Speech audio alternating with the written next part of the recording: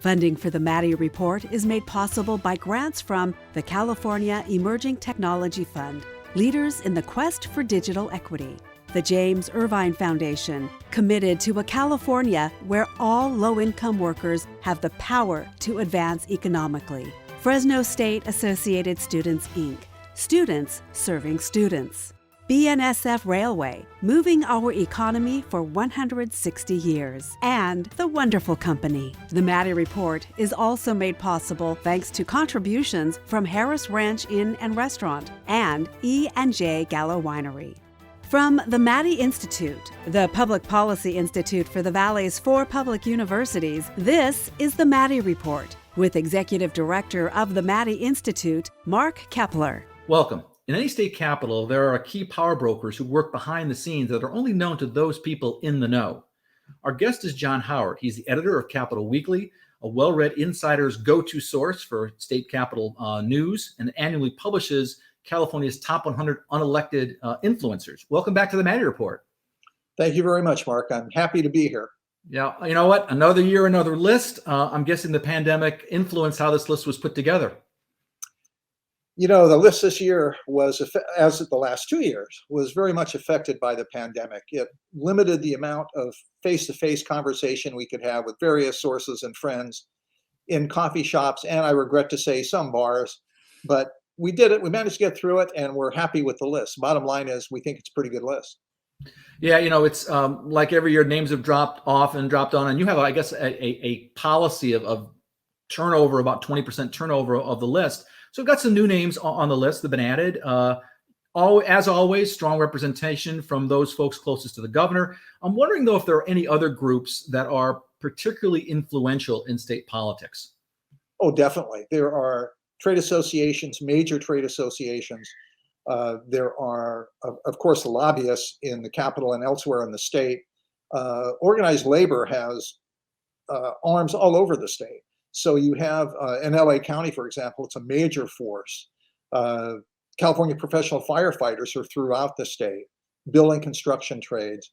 I think if you had to pick any former or formal power centers, I think first would be labor. Then I think would be the chambers of commerce, not only state level, but at the local.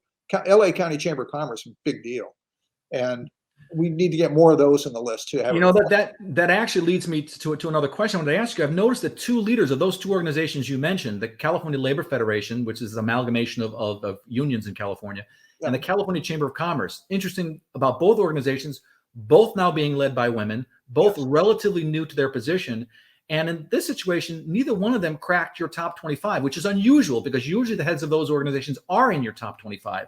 So I'm thinking that's going to change next year once they settle into the positions. What are your thoughts? Yeah, I think it will change too. And I think the numbers will get better. There is a point where at least one of our rules we've tried to do is have someone in that position for a year or so, sort of to establish a track record, make sure they're not going anywhere else. And it seems to fit in better with the preface of the list. But definitely both of those organizations, the Labor Fed and the California Chamber of Commerce, are, as you said, being run by women. And they had good numbers this year, but they will have better numbers yet next year, assuming there's no disaster at their organizations, which I think you're going to be seeing more things out of both organizations. Frankly, particularly, I would just say out of both organizations because they're both very, very powerful leaders. I want to ask another question about there are 2 leaders of 2 organizations that are very influential, non-partisan organizations in state politics. And that is the California Legislative Analyst's Office and the State Auditor's Office. Gabriel Pettit is the new California Legislative Analyst. He's been in the position for a few years. Michael Tilden is the acting state auditor. They haven't named him as the state auditor yet. By the way, by way of contrast, Tilden isn't even on your list of in the top 100. Pettit comes in, the LAO comes in at number 27. But the previous state auditor, Elaine Howell, who we had on the program many times, was consistently in the top 20. Same thing, new to the job, so we're gonna have to wait to see how things shake out. I think so. I think with Tilden, and he's the acting auditor, as you said, he hasn't been appointed full auditor. I assume he will, unless there are others in the running we haven't heard about. Elaine Howell was absolutely a warrior and had been around the Capitol for many, many years, knows the politics of the Capitol as well, obviously, as well as accounting and numbers crunching. Picked enemies, delightedly picked enemies. And in the last, I think, year or two, she went after UC in a major way. Tilden also will be, if he is designated her official replacement, he will be higher on the list as well. Gabriel Petit is on the list and will always be on the list because the LAO belongs on that list by virtue of the position. And it's just an amazingly important position, as you mentioned. They really do the lion's share of the work on picking apart the budget. And they do it in a way that they speak English instead of legalese and lawyerese. And so for the public, if you go to lao.ca.gov, it's all right there in front of you. Yeah, no question. We have people from we have the state auditor on and people from the legislative analyst office on all the time. Their reports are just absolutely fantastic. Yeah. Well, up next, we're going to talk about who are the most influential folks in state politics. That conversation in a moment. This is the Maddy Report. Welcome back. I'm Mark Keppler with the Maddy Institute. So who are the 10 most powerful unelected folks at the state capitol? We're talking with John Howard, the editor of Capitol Weekly, who publishes an annual list of the top behind-the-scenes power players in California. So let's start at number 10. Number 10 is Ben Chida, a new name on the list, who's the governor's senior policy advisor for cradle to career. Among his priorities, you say, are education, civil justice, foster youth, children's data. Now, I don't want to talk, bad about people who are younger, but, he's a senior advisor. He's 35. I know. The word senior gets used very loosely over there. Ben Chida is really interesting. We talked a little bit about him before, but what I like about him, he's got a background that includes the real world. So when he was going to college, he worked his way through college. He was a roofer. He worked in construction. Then he gets his degree, and that was, and he was a school teacher in New York City, which I think is probably a hazardous duty if ever there was one. Then he goes to Berkeley, gets his BA at Berkeley, and then goes to Harvard and gets his law degree. And as you mentioned, he kind of does everything. Education issues, children's data. I haven't heard it described like that before, but I assume that it's the kinds of record keeping that school districts keep on their students. The guy's a little bit of everything, and this is his first time on the list, and he's number 10, which tells that's pretty impressive out of, top 100 people in all of state politics. It's also interesting they call it, his position is senior policy advisor for cradle to career, not cradle to grave. We talked about that earlier. It's probably a smart PR move to reframe it that way. Yeah. Let's talk about number 9 on the list, and that's Lauren Sanchez. She's the governor's senior climate advisor. Another youngin', 32 years old. Why did she land on the top 10? Well, first of all, she is the governor's senior climate advisor. She's in the inner coterie. She has an amazing background too. There are all these young, amazingly successful people at such a young age. They really are depressing. I can't stand them. But she's was at the climate meeting in Paris. She's advised the Biden administration on climate issues. She's only 32. Right.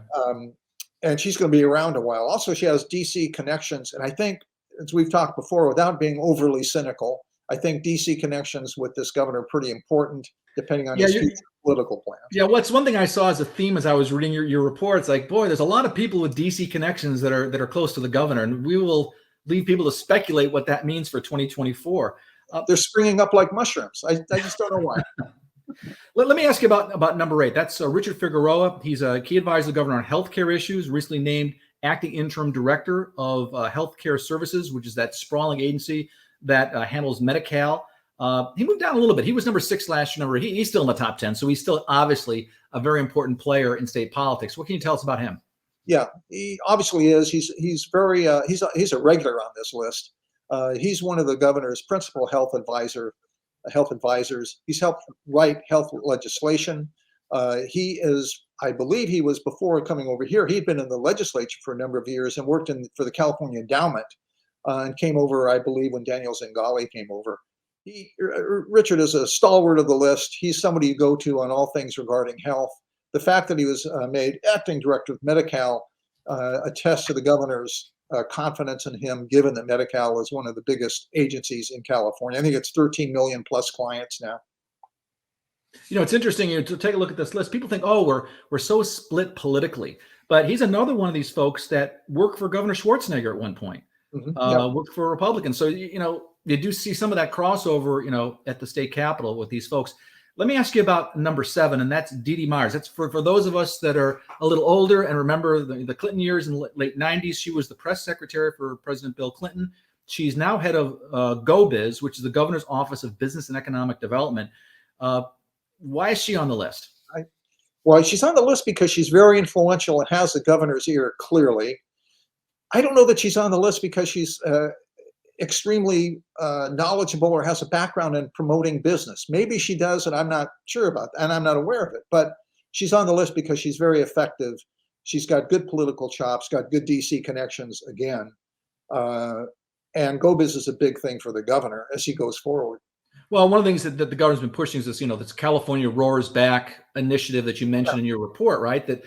And she's out there, pressing and saying how important this is and how well California's doing relative to other states. Gee, I wonder why he's mentioning that. It seems like, again, there might be a little bit of a theme going on here. Let me, up next, we're going to talk about some of the positions 6 through 4. Why don't we do that in a moment? This is Mark Keppler from the Maddy Report. Welcome back. I'm Mark Keppler with the Maddy Institute. We're talking with Capital Weekly editor John Howard about the 10 most influential unelected leaders in state politics. The next 3 are all in the top 10 this year as well as last year. So number 6, we have Jennifer Seibel Newsom, the wife of the governor. Doesn't want to be referred to as the first lady, wants to be referred to as the first partner. I've noticed, when I looked at your list, John, that she keeps moving up this list. She started at number 17 2 years ago. Then she moved to number 11 last year, and she's number 6 this year. See a trend going on? That's sly boots. I don't know how she does that, The perception we're getting is that she's more of an influence on the governor than we thought earlier. She is involved in policy issues. She does advise on policy issues, not to the extent that Ann Gus Brown did when Jerry Brown was governor. I always thought at some point she was running the state, but Jennifer Newsom clearly is a significant voice to the governor and has serious thoughts about policy and advises him on various issues. We think that she belongs on the list and she belongs with a good number. How high she will rise, I don't know, but she's got a good number this time around. Yeah, and she's, by the way, pretty powerful in her own right. She has an MBA from Stanford, so there are obviously some chops there. Her focus is on early education and childhood health care. So she's having some influence in those areas? Yeah, I think she does. And I think clearly she does from early on in the administration, probably those 2 areas more than any other. She's also a documentarian and has done respected work on film. She also was an actress. I actually saw her in an old, I think it was a Law and Order episode. That I did not know. Yeah, okay. She's very good and very smart. And it's true that she didn't have the benefit of going to San Diego State like I did, but still master's at Stanford is, that's pretty good. And so we give her due. Well, we think Sandy, by the way, in the Valley, we think San Diego State is a wonderful institution. It's like the second best CSU behind Cal State Fresno. Go Bulldogs. Right? Okay. That's right. We'll have to talk about that game coming up. So let me ask you this. Number 5, you've got Jason Elliott. He's a senior counselor, quote unquote, to the governor. And you say he's kind of hard to figure out. Why do you say that? Well, he does a lot. And he's another one of those people who has a governor's ear and has a wide portfolio. Clearly, homelessness and housing are 2 of his key, especially housing, has been very much his key emphasis. Over the last year, though, he has done a lot of work, a lot of heavy lifting on the care court. How we treat the mentally ill in California, the best way to go about it, how it's funded, what are the things we need to do to make it better. He's very much involved in that. I think was probably one of the main players, one of the reasons, big reasons, that legislation was approved. Yeah, and obviously those 2 issues intersect, right? Homelessness and mental health. Yes. I mean, obviously not exclusive. There are a lot of people that are homeless that have no issues with mental health, but there are a lot that are. And so the fact that he's got both those in his portfolio and both being such critical issues, housing and homelessness, he's probably a pretty busy guy. I think those are major, major issues. And polling, you ask people what they think about what political issues are going on right now that we need to address. And homelessness is always near the top. It's spectacularly visible and painful. And I just saw a story yesterday that compared the percentage of homeless in California with other states. And we're quite high.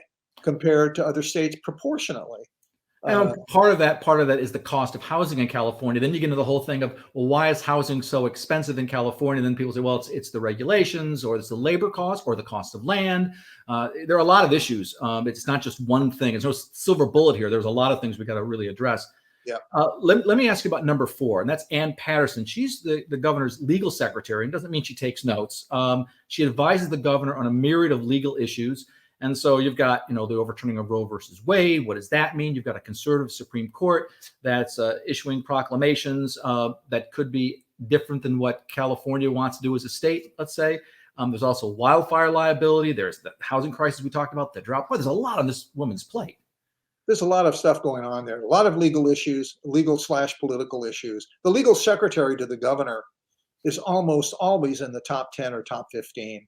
They're very high on the list because the governor places a lot of confidence in that person and goes to that person when he needs legal/political help. It's important to remember there are really two heads on this animal. It's not just legal, it's also politics and how that plays out in the legal arena. Also, these are major legal issues. It's not like this is where these are not like court cases day in and day out. It's not a procedural drama. This is the larger issues. These are the larger. So for example, the PG&E situation, she's been involved with that. Yeah, she was intimately involved with negotiations over that when the state was going head to head with PG&E in the Horseshoe, or what was then the Horseshoe, and talking about these issues. She was taking the lead in that. And by the way, you just mentioned something really quickly, and our audience might know what that term means, the Horseshoe. Quickly describe what the Horseshoe means.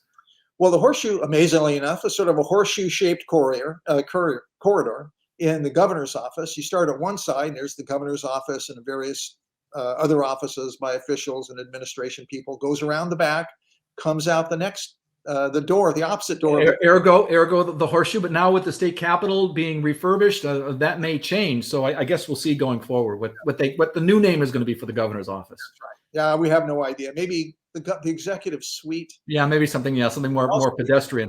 We were talking earlier. The bear in front of the governor's office has gone the way of the dodo, and the bear is not there anymore. Yeah, I think things are changing. It's the state capitol, right? Well, up next, we're going to talk about the other influential people in state politics. That conversation in a moment. This is the Maddy Report. Welcome back. We're talking with Capital Weekly editor John Howard about the 10 most influential folks in state politics. We're closing in on number 1. So holding down the third most powerful person in California politics, he's actually up from number 4 from last year, is Mark Keppler, the California Secretary of Health and Human Services. And for our audience, that position used to be held by someone from the Valley, Diana Dooley, who preceded him. Always an important post. In the pandemic just made it more so. So what are your thoughts on Mr. Keppler? Well, Mark Keppler is really, he belongs on the list, obviously, and has been on the list the last few years. He is the number 1 advisor to the governor on all things regarding health. And he's Secretary of Health and Human Services, which means he's an important piece of the cabinet. He's also the chair of the board of Covered California, which is the main portal, insurance marketplace portal in California, and it's our version of the Affordable Care Act, our extension of the Affordable Care Act. That's huge. Right now, I think about a third of all of the population of California is on Medi-Cal, and so this job, Health and Human Services, is a major undertaking. And of course, and all that he's the public face of a lot of California's healthcare rules. And Jerry Brown, his first selection for a cabinet secretary was Diana Dooley. She had worked with him in his previous term as governor, and the first one he selected was her. He understood how important that position was. Yeah. Let's go to number 2. Number 2 repeats as number 2 for a second year in a row. Anna Montesantos, who is the governor's cabinet secretary. She just stepped down recently, but tell me about the cabinet secretary job. What does she do? What does that job entail? I always think of the cabinet secretary as the person who makes the trains run on time, something of a whip snapper. So somebody who makes the bureaucracy respond to the needs, the desires of the administration. Effectively, the cabinet is a collection of the people in the bureaucracy, and the cabinet secretary is the person who's sort of the chairwoman of the board. So to say. We were talking earlier. We call it like the secretary. Yeah, that's right. Very much so.